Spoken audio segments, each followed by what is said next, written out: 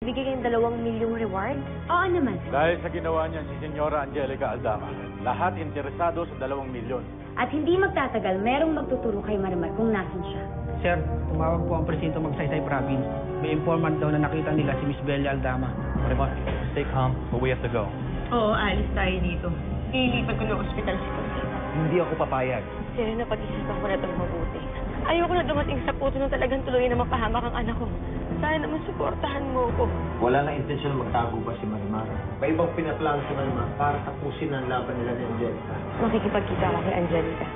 Marimar, hindi. Ito lang ang tanging paraan para matalo ko si Angelica. Akala ko naduwag ka na. Matatapang kaming mga Aldama. Nagpaalam ka na ba kina Sergio at Crosita? Dapat nagpaalam ka na sa kanila. Dahil hindi ka na makakalaban pa ng buhay nito. Meron lang sana akong hihilingin sa'yo, Bako. Ano yun? Gusto kong tapusin mo na ang puot at galit dyan sa puso mo. Huwag ka naman damay ng iba. Lalong-lalo na si Cosita. How touchy. Pero sorry si Sue. Wala akong damdam.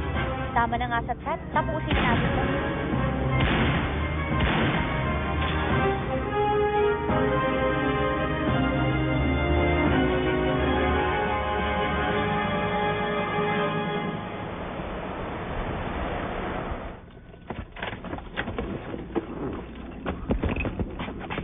Seryo. Monica, please. Sabihin mo na sa akin saan magkikita si Marimar at si Angelica. Sa isang sports center sa San Rafael. Seryo. Tulungan mo si Marimar. Ano, Marimar? Ha? Gusto mo bang mangumpisal muna? O gusto mong ikumpisal na lang kita? Para meron kang baong puot, galit at suklam. Ibigil, magpagaling na ka, ha? Nasaan si Mami? May dipuntahan lang si Abigil, pero magpunta yun dito. Eh, si Daddy. Magpunta yun dito. Sinabi ko na nga rin sa kanya huwag niya pagkatiwalaan si Angelica eh. Sige, tumawag ka ng mga pulisa. Kasunodin mo sa San Rafael. Tayo na. Tapos.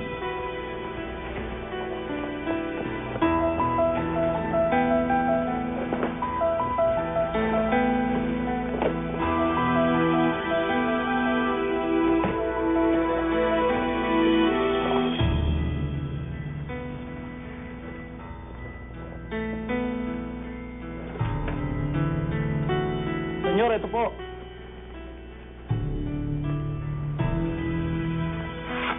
Carlos. Alam mo ba na ako ang pumatay kay Tia Esperanza?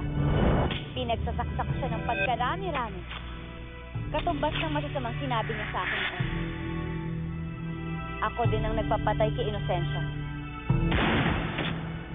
Kasi masyado siyang pakialamera eh. Tawagan mo si Hepe. Ito.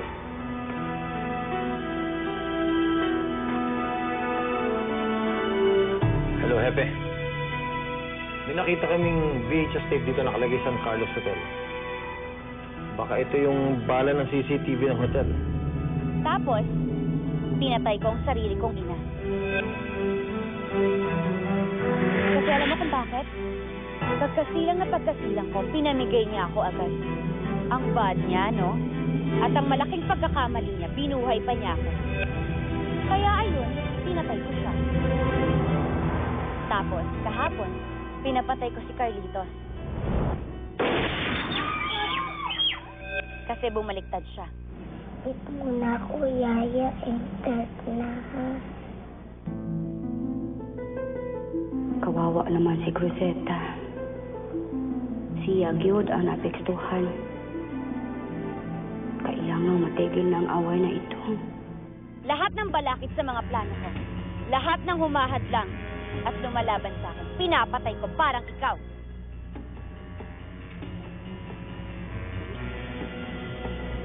Parang mo nasuot ni Marimar. Pero paalis lang niya. Bakit bumalik agad? Hindi si Marimar yan. Tignan mo, nakayok po eh.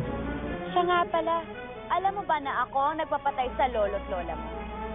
Oo, ako. Pinasunog ko sila kay Nicandro ng buhay. Ayoko kasi sa matatanda eh. Lalo na't lolo't lolo mo sila. Diba? Hindi Ginaya niya lang ang suot ni Marimar.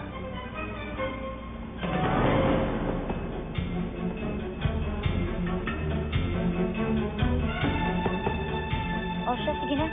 Kailangan ko pang umalis eh. Papatay ko pa si Terry at si Tita.